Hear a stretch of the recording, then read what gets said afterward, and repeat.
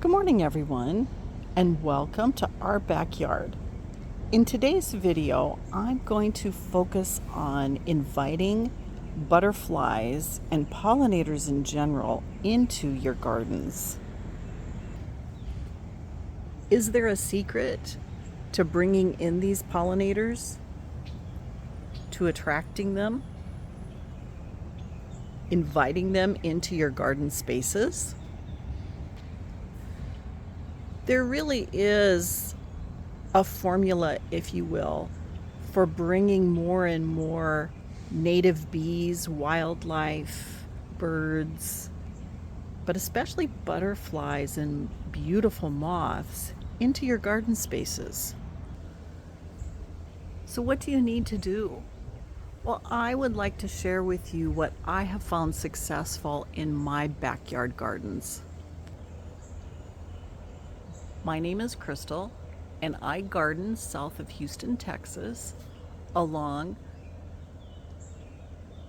the Gulf Coast, and I garden in zone 9B, and we have heavy clay soil, and in the summer we are hot and very humid. And if you ask, how humid does it get there? In the mornings when I come out to take care of my garden in the early morning, it is usually over 90% humidity. And if the temperature is anywhere in the 70s or 80s before the sun comes up, it feels pretty steamy. The first place people generally start when they want to invite butterflies into their yard is they bring in nectar plants. And nectar plants are plants that flower, that provide pollen, but they also provide that nectar or sugar water, if you will, for the pollinators. And butterflies, adult butterflies, need to feed off, and that's what they feed off of, are these nectar plants. What you see here is a salvia that grows beautifully for us. It's called Mystic Spires, and it is filled with pollinators all day long. But I have quite a few nectar plants in my garden, and you will see butterflies come and take advantage of your flowers. You're not going to see the numbers, though, unless you have what's called a host plant. And if you're the gardener that would like the occasional butterfly coming through, that's absolutely not a problem, just having nectar plants. But I actually want to have butterflies and invite butterflies into my garden. And to do that, you have to have what's called a host plant. And a host plant is what sustains the butterfly's caterpillars. They eat the host plant. A host plant that you see here is called rue, and this is the host plant to a couple different butterflies, both the eastern black swallowtail and the giant swallowtail. And so when I plant a host plant, I am okay with that host plant being devoured by caterpillars, because rarely does a caterpillar completely kill the host plant. And that's the secret. Literally, that's the secret to being a successful gardener that has butterflies in the yard, is you have an abundance of these host plants that will sustain the caterpillars. So if you truly would like to have butterflies in your garden, and you're like, yes, I do want to have nectar plants, beautiful flowers, and I am committing to getting these host plants for butterflies, how do I know what will come and what types of butterflies are in my area? Well, to answer that question, I recommend that you do some research online or research at your local library to see what butterflies frequent or are in your area. What I did is I did that research a few years back, and I also purchased from Amazon what's called a field guide. If you followed my channel, you've seen me reference this laminated guide before. And I purchased this from Amazon. And in my particular case, this is butterflies of Southeast Texas and the Upper Texas coast. This is just a guide to the common species. It has the caterpillars, the seasons, and the host plants. And this is what made it really, really successful for me. So the reason I have a laminated guide is because I like to take it outside with me as I'm gardening. But your region might not be as compact as mine, I guess, because this is just of this particular area around the southeast Gulf Coast of Texas. So, you know, some areas are by states and others are by larger regions that you'll see. It might be butterflies of the Midwest or butterflies of the Northeast, and that's perfectly fine of a large geographic area. Mine just happens to be really particular to this area because it is, I guess, so populated. But this is what I did. So let me show you in particular this pipevine swallowtail. It's a gorgeous butterfly. I wish you could see inside rather than the outside of the wings, because the inside is black and iridescent blue. It's just gorgeous. Not that this isn't pretty, but notice along the abdomen there of the pipevine swallowtail, it's blue. And that's one of the ways you can tell a pipevine swallowtail from other types of swallowtails. But what this does is it shows you how large they are, when you typically see them, and what the host plants are. So I can see what that caterpillar looks like, and you'll notice the host plant says pipevine in the genus Aristolochia. Okay, so I brought in pipevine to support this butterfly. And the minute I did that, and let me show you what I have for the host plants. The minute I did that, I have an abundance of this butterfly and the caterpillars. This is a ground cover called Aristolochia fimbriata. It is the white-veined Dutchman's pipevine. And they absolutely, in my garden, prefer this over the vine. And they will just decimate this to the ground. And there'll just be little stems coming up. And 5 times in a season, this can get eaten down. And it's absolutely okay because it bounces back very quickly. So the minute I brought in the host plant is the minute I had this butterfly and caterpillar in my garden in abundance. So I have one more plant that I have over here that I have growing in my red tip. So let me show you that one.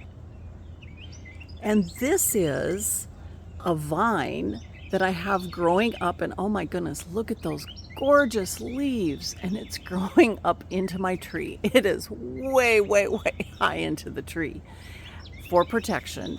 But this is an Aristolochia tomentosa, and this is a woolly Dutchman's pipevine.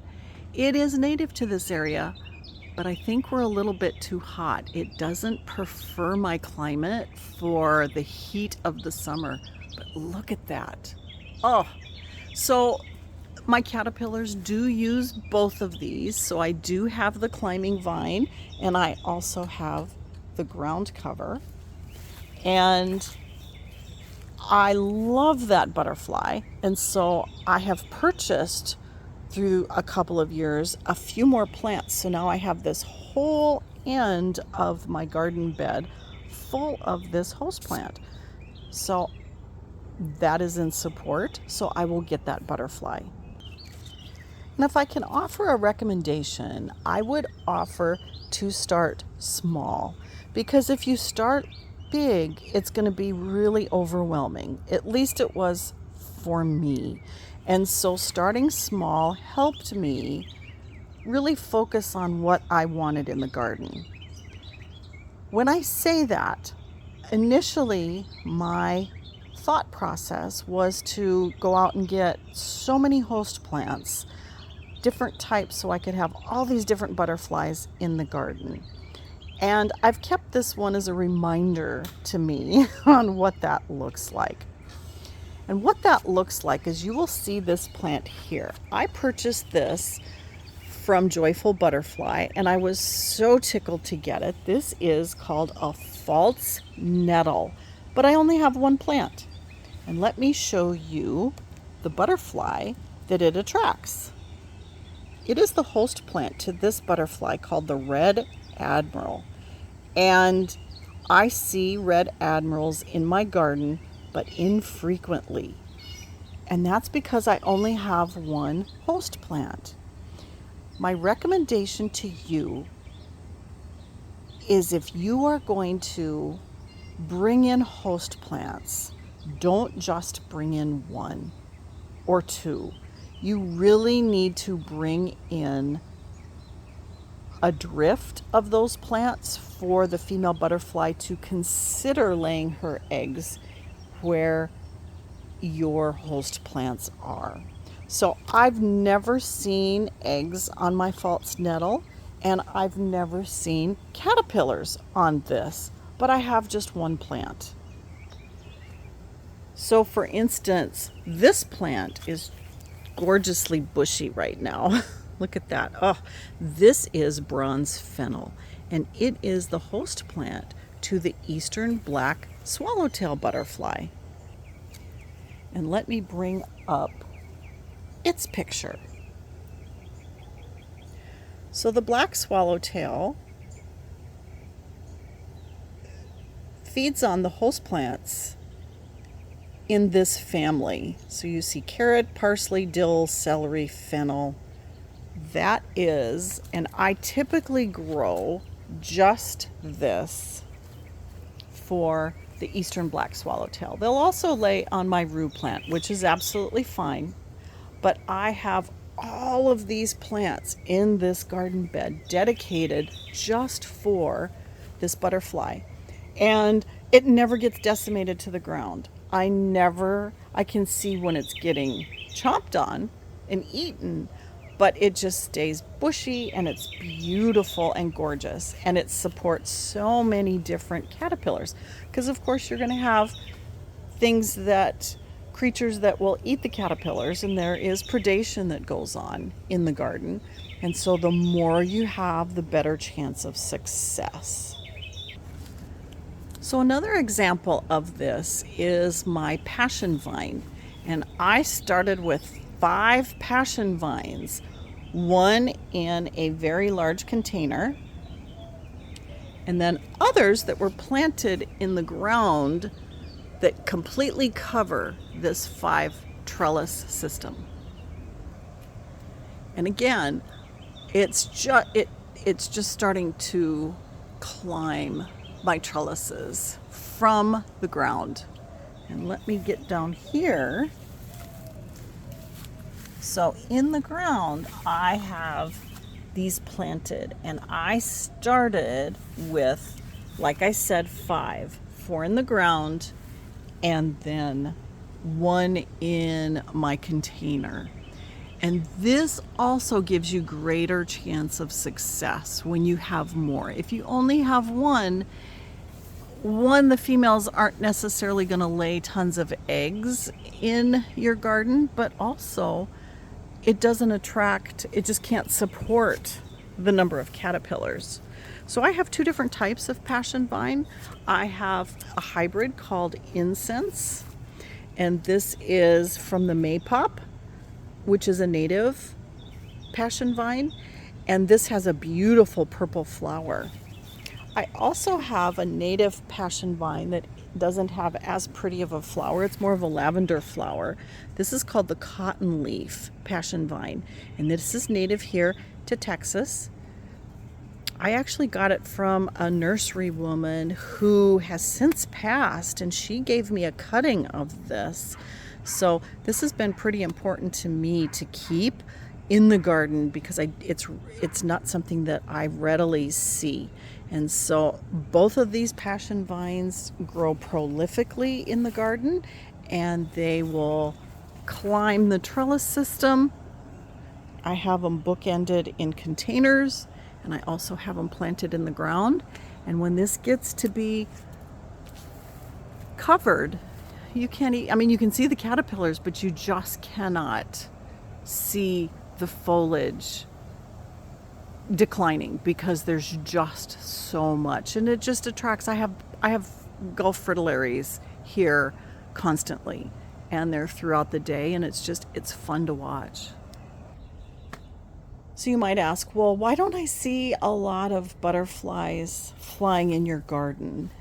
And the reason is because I tape early because of the lighting. The reason I tape early for the lighting is you can see a lot of definition in the plants. If I tape later in the day when they're flying and they come up when it's sunny, then these plants are washed out and you really don't get to see the detail and the quality of the plants. And so sometimes I do tape in the afternoon just because I do want to show the hummingbirds and or the butterflies or the bees. Bees are typically out at this time. So what are you looking at here? This is not a native, but this is a staple in my garden. And I had a large monarch caterpillar eating on this. This is a giant milkweed plant, and this milkweed sustains so many caterpillars. Interestingly, just to share with you, I didn't know what was going to happen, and this during our winter, because we had a very low freeze of 16 degrees and we had the most snow I've ever seen in my 40 years living here. And this died back to the soil level, and you can see this was huge. I had this, it just was gorgeous plant, but you can see it's coming back from the roots. I love it. Monarch butterflies will lay eggs on this. I have seen this spring female butterflies laying eggs on it, and it has been supporting caterpillars. They typically don't go here first to lay their eggs, but they do lay the eggs. And so I just wanted to point that out. If you live in a climate that supports these giants and you want to support monarch butterflies, this has been a real success for me. And no OE, just to let you know, there is no OE that I have seen on any of the caterpillars that have developed into butterflies in the garden.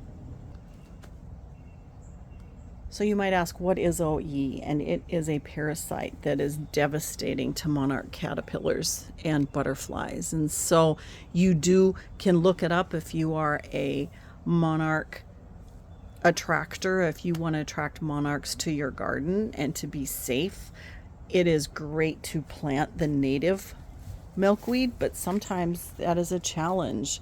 And this is a plant that has been very successful in my garden. So when you do your research, you'll find the plants that grow in your area. I'm in 9B, and there are a lot of plants that grow beautifully for me. But I have to be careful because just because they might grow in a zone 9, they might be for a hot and dry climate. And mine is very hot and wet, very wet. So you want to do your research and be careful. What you're looking at here is a wonderful nectar plant. It's salvia. And I have a video that I did in salvia in my garden. I'll put that as a link up top. And I tell you, salvia does wonderful for me. And so this is a staple in my garden. But you need to find out what works for you. I just have salvia all over my garden. Not only does it perform well, but pollinators are on my salvia all day long. I just love this plant. So over the years, I have developed flower beds that are nectar flower beds or host plant flower beds or both. And I support pollinators from hummingbirds to butterflies to native bees to lizards. There's a whole ecosystem, if you will, that supports this native wildlife that you will see that you bring to your yard. But I have developed this over years. I started with one garden bed. Didn't know a lot about gardening. Knew some because I have gardened little bits and pieces through the years, but have learned a lot. And a plant might work for me that might not work for you in your climate or even your microclimate. So do your research, find out what works, and I will share with you some of the plants in future videos that I have planted specifically for there is a brown lizard here, specifically for the pollinators in my gardens. But share with me in the comments if you're a butterfly gardener, if you're a hummingbird or pollinator gardener, what works really well in your gardens? What are you finding that you're absolutely loving this spring? And I thank you for joining me today.